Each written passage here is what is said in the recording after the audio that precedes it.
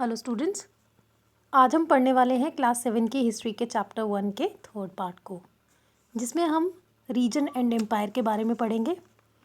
इसमें हम 700 से लेकर 1750 तक के टाइम पीरियड में जो रीजन्स और एम्पायर बने थे उनके बारे में पढ़ने वाले हैं। इस टाइम पीरियड में बहुत सारे छोटे बड़े किंगडम्स बने, साम्राज्य बने, जिनमें चोलास, तुगलक्स, मुगल्स आदि थे। चोलास के बारे में हम इसी बुक में चैप्टर 2 में पढ़ेंगे, तुगलक्स के बारे में हम पढ़ेंगे चैप्टर 3 में और मुगल्स के बारे में हम पढ़ेंगे चैप्टर 4 में। यानी ये सारे किंगडम्स जो थे ये 700 से लेकर 1750 तक के टाइम पीरियड में बने थे। आगे एक प्रशस्ति के बारे में बताया गया है। प्रशस्ति के बारे में हम चैप्टर 2 में पढ़ेंगे। तो यहाँ बताया गया है कि संस्कृत भाषा में एक प्रशस्ति लिखी गई थी, जिसमें दिल्ली के शासक यानी वहाँ का जो रूलर था उसकी बहुत प्रेज़ की गई थी, उसकी बड़ी प्रशंसा की गई थी। इसमें ग्यासुद्दीन बलबन, जिसने 1206 से लेकर 1287 तक दिल्ली पे शासन किया था, रूल किया था, उसके बारे में लिखा गया है कि उसका एम्पायर जो था वो बहुत फैला हुआ था, जो कि बंगाल से लेकर गजनी जो अफ़गानिस्तान में है वहाँ तक रूल करता था ये रूलर। और यही नहीं, इंडिया में भी गौड़ा, आंध्रा, केरला, कर्नाटका, महाराष्ट्र और गुजरात आदि के जो राजा थे ना, इन सभी जगहों के राजा जो थे उन्होंने उसके सामने हार मान ली थी। यानी ये जो सभी राजा थे ये ग्यासुद्दीन बलबन के सामने अपनी हार को स्वीकार कर चुके थे, उसके सामने घुटने टेक चुके थे। ऐसा उस संस्कृत प्रशस्ति में लिखा गया है। लेकिन कुछ हिस्टोरियंस का कहना था कि हो सकता है ये सब कुछ बढ़ा चढ़ा कर लिखा गया हो, यानी ऐसा हो सकता है कि कुछ चीज़ें इसमें झूठ भी हो सकती हैं। आगे ये बताया गया है कि 700 तक बहुत सारे रीजन्स जो थे उनकी जोग्राफिकल डायमेंशंस मींस उनके जो एरियाज़ थे वो बन गए थे। उन्होंने अपने अपने एरियाज़ को बांट लिया था और इसके साथ ही उनकी अपनी अपनी भाषाएं और रीति रिवाज यानी कल्चर वगैरह जो था वो बन गया था। इन सब के बारे में हम चैप्टर 9 में डिटेल्ड मैनर में पढ़ेंगे। और उन्हीं एरियाज़ में कुछ रूलिंग डायनेस्टीज़ भी होती थी, यानी उन पर्टिकुलर एरिया में किस राजा का रूल होता था, या अलग अलग राज्यों राज्य जो थे वो आपस में उनमें कॉन्फ्लिक्ट्स भी होती थी, उनमें लड़ाइयाँ भी होती थी। ज़्यादातर कुछ डायनेस्टीज़ यानी जो चोलास थे या खलजीज़ या तुगलक्स या मुगल्स जो थे उन्होंने अपना एरिया जो था वो बहुत ज़्यादा फैला रखा था, यानी उनका जो साम्राज्य था वो दूर दूर के एरियाज़ तक फैला हुआ था। यहाँ पर एक टर्म आई है पैन रीजनल, जिसका मतलब होता है वो एरियाज़ या रीजन्स जो बहुत ही बड़े होते हैं, यानी इनका जो एरिया है या एक्सटेंशन है वो बहुत ज़्यादा बड़ा होता है। इन सभी डायनेस्टीज़ ने अपने राज्यों का विस्तार जो था वो काफ़ी बढ़ा लिया था, यानी अपनी डायनेस्टीज़ को काफ़ी बड़ा कर लिया था, अपने एरियाज़ को काफ़ी बढ़ा लिया था, फैला लिया था। सारे एम्पायर्स जो थे वो सभी एक जैसे नहीं रहते थे, यानी कभी वो हार जाते थे तो कभी वो जीत जाते थे, यानी जो उनका एरिया था ना वो कई बार क्या होता था, बढ़ जाता था और कई बार कम हो जाता था। तो आगे ये बताया गया कि जो 18th सेंचुरी थी उसके एंड तक जो मुग़ल एम्पायर था उसका डिक्लाइन हो गया, यानी वो धीरे धीरे कम होने लगा, ख़त्म होने लगा। इसका रिज़ल्ट ये हुआ कि छोटे छोटे रीजनल स्टेट्स जो थे वो बनने लगे, यानी मुगल्स के ही एरियाज़ में छोटे छोटे राज्य बनने लगे। पहले क्या होता था कि एक ही एरिया में रॉयल फैमिली जो थी ना, शाही घराना, उसका राज हुआ करता था। जैसे मुगल्स जो थे उन्होंने काफ़ी लंबे समय तक रूल किया था, लेकिन जब उनका एम्पायर जो था वो ख़त्म होने लगा या वो उनका जो डिक्लाइन होने लगा तो उन्हीं के एरियाज़ में कुछ जो लोकल रूलर्स जो थे वो रूल करने स्टार्ट कर दिया उन्होंने। पूरे इंडियन सब कॉन्टिनेंट में छोटे और कुछ बड़े राज्य जो थे उनकी विरासत यानी उनकी जो स्टोरीज़ वगैरह हमें देखने को मिलती हैं, यानी एक ही जगह पर कुछ छोटे और कुछ बड़े राज्य जो थे वो रूल कर चुके थे, उनकी कहानियाँ देखने को हमें मिलती हैं, उनके बारे में हम सुनते हैं। तो इसी बात से हमें ये पता चलता है कि काफ़ी सारे अलग अलग और शेयर ट्रेडिशंस जो थे, यानी एक ही इलाके में अलग अलग रूलर्स होते थे, पर उनके जो कल्चर्स थे वो भी डिफरेंट होते थे, लेकिन वो अपने कल्चर को एक दूसरे के साथ में शेयर भी करते थे। वो आपस में राज्य करने के यानी जो सरकार वगैरह चलाने की जो टेक्निक्स होती हैं, जो तरीके होते हैं, उनको आपस में शेयर करते थे। अपनी इकोनॉमी यानी जो अर्थव्यवस्था थी, यानी जितनी भी चीज़ें जो थी पैसे से रिलेटेड थी, मनी से रिलेटेड थी, उनको भी शेयर करते थे। और उसके अलावा अपने एलीट कल्चर को यानी जो राजा थे वो किस तरीके से रहा करते थे, कैसे अपना जीवन जो था वो व्यतीत करते थे, उन चीज़ों को भी शेयर करते थे। इसके साथ ही अपनी लैंग्वेज को भी शेयर करते थे। कहने का मतलब ये है कि ये सारी चीज़ें शेयर होती थी, तो एक नया ही कल्चर, लैंग्वेज और इकोनॉमी जो थी वो उभर के सामने आती थी। आगे ये बताया गया है कि जो 1000 साल की हिस्ट्री हम पढ़ रहे हैं, यानी 700 से लेकर 1750 तक की, उस टाइम पीरियड में जो डिफरेंट रीजन्स थे, एरियाज़ थे, वो सारे अलग अलग ग्रो नहीं हुए थे, वो आइसोलेशन में ग्रो नहीं हुए थे, वो सारे एक साथ ही डेवलप हुए थे। यानी हर एक एरिया जो था वो दूसरे एरिया के साथ कुछ ना कुछ तो शेयर कर ही रहा था, फिर चाहे वो लैंग्वेज हो या फिर कल्चर हो। यानी जो छोटे छोटे राज्य थे उन पर पैन रीजनल एम्पायर्स यानी बड़े बड़े राज्यों का भी इन्फ्लुएंस होता था, प्रभाव होता था। लेकिन ये जो छोटे राज्य थे ये अपनी पहचान नहीं खोते, यानी उनका भी एक इम्पोर्टेंस हुआ करता था। कहने का मतलब है कि जो बड़े राज्य थे वो छोटे राज्यों को मिलाकर एक बड़ी स्टेट बनते थे, लेकिन छोटे राज्यों की अपनी भी एक इम्पोर्टेंस होती थी। उसके बाद हमारा नेक्स्ट टॉपिक है ओल्ड एंड न्यू रिलीजन्स। इसमें हम पढ़ेंगे कि जिन 1000 वर्षों के बारे में या सालों के बारे में हम पढ़ रहे हैं, उसमें रिलीजियस ट्रेडिशंस में यानी धर्म में बहुत सारे चेंजेस आए थे, बड़ी सारी डेवलपमेंट्स हुई थी। लोगों का भगवान में जो विश्वास था वो डीपली पर्सनल था, यानी हर कोई इंडिविजुअल किसी ना किसी देवी देवता को मानता था, उसकी आराधना करता था, पर कई बार वो कलेक्टिव भी होता था। यानी जैसे हिंदू रिलीजन को बहुत सारे लोग फॉलो करते हैं, मगर इसी धर्म में कई लोग अपने अपने ईश्वर की आराधना करते थे पर्सनली, इंडिविजुअली। यानी कोई विष्णु भगवान को मानता है, यानी या फिर कोई शिव भगवान को मानने वाला था। और रिलीजन जो था वो लोगों का या लोकल कम्युनिटीज़ को आपस में जोड़ता था, सोशली और इकोनॉमिकली उनमें उनका कनेक्शन जो था वो इससे होता था, रिलीजन से होता था। यानी लोग एक दूसरे के साथ मिलकर भगवान की वर्शिप करते थे, पूजा करते थे। और जो भी सोशल ग्रुप्स होते थे ना, जो कि पर्टिकुलर रिलीजन को मानते थे, वो अपनी ही सोसाइटी, अपने ही धर्म के लोगों के साथ जुड़ते थे। यानी जो कहने का मतलब ये है कि जो हिंदू होते थे उनका अलग रिलीजियस ग्रुप हुआ करता था और मुस्लिम्स का अलग रिलीजियस ग्रुप हुआ करता था। यानी दोनों ही ग्रुप्स जो थे वो अपने अपने मेंबर्स के साथ में, अपने अपने सोसाइटी के जो मेंबर्स थे उनके साथ पूजा किया करते थे। और इसी टाइम पीरियड में हिंदुज़म यानी हिंदू रिलीजन में बहुत सारे इम्पॉर्टेंट चेंजेस आए, जिनमें से कुछ थे जैसे कि अब नए नए देवी देवताओं की पूजा की जाने लगी। जो राजा थे वो टेम्पल्स वगैरह बनवाने लग पड़े देवी देवताओं के, जिनको वो मानते थे। और इसके साथ ही जो ब्राह्मण्स थे उनकी इम्पोर्टेंस भी काफ़ी बढ़ गई समाज में। जो प्रीस्ट होते थे उनकी भी काफ़ी इम्पोर्टेंस बढ़ने लगी। ये दोनों ही जो ग्रुप्स थे ना, ये काफ़ी ज़्यादा डोमिनेंट ग्रुप्स बन गए समाज में। और इस डोमिनेशन का कारण थी उनकी संस्कृत लैंग्वेज, यानी उनको संस्कृत की नॉलेज थी। यानी सिर्फ ब्राह्मण्स और प्रीस्ट जो थे या जो मंदिर के पुजारी जो थे उनको ही संस्कृत भाषा आती थी, और इसी वजह से उन्हें कुछ लोग जो थे वो सपोर्ट करते थे। और ख़ासकर जो रूलर्स होते थे ना, वो इन सभी ब्राह्मण्स को और प्रीस्ट को अपनी पैट्रनेज देते थे। पैटर्न का मतलब होता है प्रसिद्ध या फेमस व्यक्ति, जो किसी धर्म संस्था, कलाकारों, लेखकों और म्यूजिशियंस वगैरह जो होते थे उनको पैसे से हेल्प करते थे, मनी से हेल्प करते थे। और ज़्यादातर पैटर्न्स जो होते थे वो राजा या फिर वेल्दी मर्चेंट्स होते थे, जिनके पास बहुत ज़्यादा पैसा होता था। तो वो क्या करते थे, वो दूसरों की हेल्प करते थे, किससे रिलेटेड, पैसे से रिलेटेड, मनी से रिलेटेड। तो इसी तरीके से जो ब्राह्मण्स थे और प्रीस्ट थे उनको सोसाइटी में बड़ी रिस्पेक्ट जो थी वो मिलने लगी।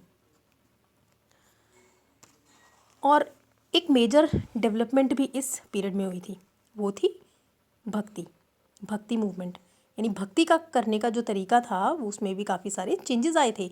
यानी कुछ नए तरीके निकले भक्ति करने के, जिनमें लोगों को भगवान को पाने के लिए किसी पुजारी, हवन या यज्ञ की ज़रूरत नहीं होती थी, बल्कि सिर्फ सच्चे मन से भगवान को याद करते थे, और जिसमें किसी तरीके का आडंबर नहीं होता था, रीति रिवाज नहीं होते थे, उनकी कोई ज़रूरत नहीं होती थी। और इसके अलावा इसी टाइम पीरियड में बहुत सारे नए रिलीजन्स जो थे वो इंडिया में आए थे। अगर हम बात करें मर्चेंट्स यानी जो व्यापारी अरब देशों से इंडिया में आए थे, और जो माइग्रेंट्स आए थे उनके साथ में, उनके साथ में 7th सेंचुरी में उनकी होली बुक जो थी कुरान, उसकी टीचिंग्स भी उनके साथ में आई थी। जैसा कि आप सब जानते हैं कि कुरान जो है वो मुस्लिम धर्म की एक पवित्र किताब है, एक ग्रंथ है जिसमें उनके भगवान यानी अल्लाह की टीचिंग्स लिखी हुई हैं। जैसे हिंदू लोग जो हैं वो भागवत गीता को अपनी पवित्र पुस्तक मानते हैं, पवित्र ग्रंथ मानते हैं और उसकी पूजा करते हैं, वैसे ही मुस्लिम्स जो हैं वो भी कुरान की टीचिंग्स को फॉलो करते हैं। और जो मर्चेंट्स यहाँ माइग्रेंट्स थे ना इंडिया में, मुस्लिम कंट्रीज से आए हुए, उन्होंने इस्लाम यानी मुस्लिम रिलीजन को इंडिया में इंट्रोड्यूस किया था। आगे ये बताया गया है कि बहुत सारे जो मुस्लिम रूलर्स थे ना, इस्लाम को सपोर्ट करते थे। इसके अलावा जो मुस्लिम धर्मगुरु थे या फिर जो मुस्लिम जूरिस्ट यानी जो जजेस होते थे ना, वो भी इस्लाम की टीचिंग्स को बहुत सपोर्ट करते थे। जैसा कि हम देखते हैं कि हिंदू रिलीजन में लोग अलग अलग तरीके से वर्शिप करते थे, अपने ही तरीक़ों से पूजा करते थे, वैसे ही इस्लाम यानी मुस्लिम रिलीजन में भी लोग अलग अलग तरीक़ों से अल्लाह की इबादत करते थे। मुस्लिम धर्म में 2 ग्रुप्स थे। मुस्लिम धर्म जो था वो 2 ग्रुप्स में डिवाइडेड था। एक था शिया और दूसरा था सुन्नी। जो सुन्नी मुसलमान थे ना, जो सुन्नी मुस्लिम्स थे, वो प्रॉफिट मोहम्मद जो थे, उन्होंने इस्लाम जो था उसको इंट्रोड्यूस किया था, उसकी स्थापना की थी। तो प्रॉफिट मोहम्मद की डेथ के बाद उनके जो दामाद थे ना अली, उनको मुस्लिम कम्युनिटी का लीडर मानते थे, जो शिया मुस्लिम्स होते हैं। और सुन्नी मुस्लिम्स जो थे वो खलीफा यानी जो अर्ली मुस्लिम लीडर्स जो थे उनको मानते थे। यानी जो प्रॉफिट मोहम्मद की बातों को फॉलो करने वाले हों या फिर उनके प्रिंसिपल्स को फॉलो करने वाले हों, वो कौन थे? वो सुन्नी लोग थे। प्रॉफिट मोहम्मद जो थे उन्होंने इस्लाम की स्थापना की थी, इस्लाम की को इंट्रोड्यूस किया था। लेकिन प्रॉफिट मोहम्मद की डेथ के बाद जो लीडर्स उनकी जगह पर या पोजीशन पर बैठे, उन्हें खलीफा कहते थे।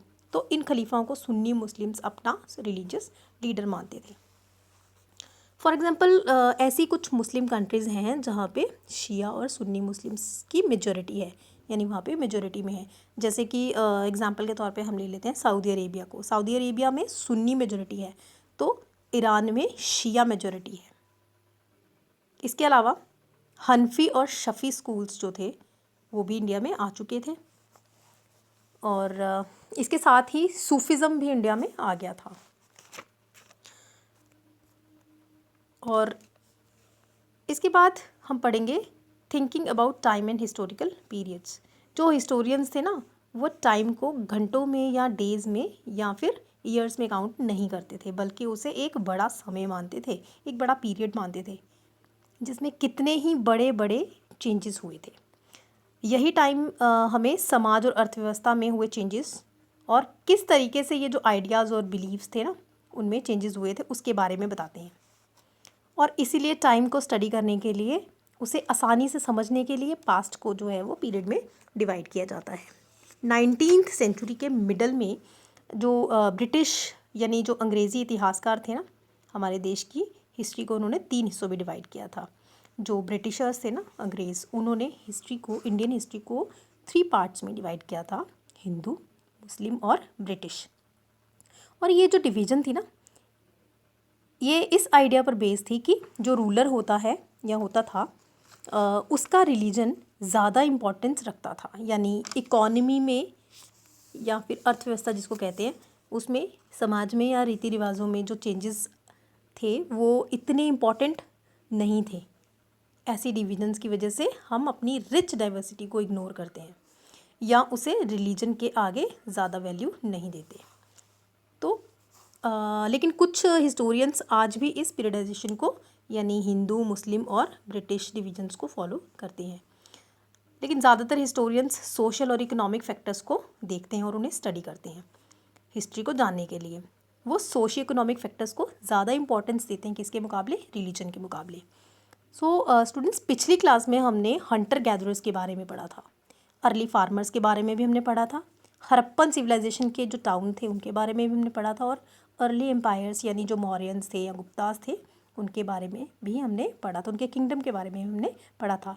लेकिन क्लास 7th में आप मिडीवल हिस्ट्री यानी मध्यकालीन भारत के बारे में पढ़ेंगे, और यहाँ पर हम पीजेंट सोसाइटीज़ के बारे में यानी किसानों के बारे में पढ़ेंगे।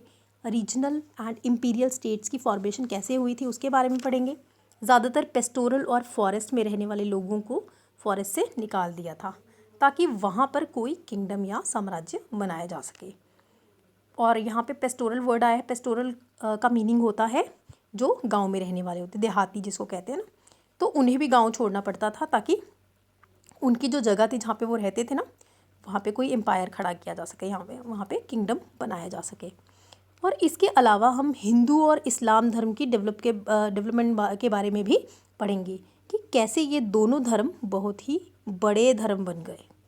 और इसके साथ ही एंड में हम यूरोपियन ट्रेडिंग कंपनीज़ यानी जो प्राइवेट कंपनीज़ इंडिया में यूरोप से ट्रेड करने के लिए यानी व्यापार करने के लिए भारत में आई थी, उनका अराइवल या उनका आगमन इंडिया में कैसे हुआ था उसके बारे में हम भी पढ़ेंगे।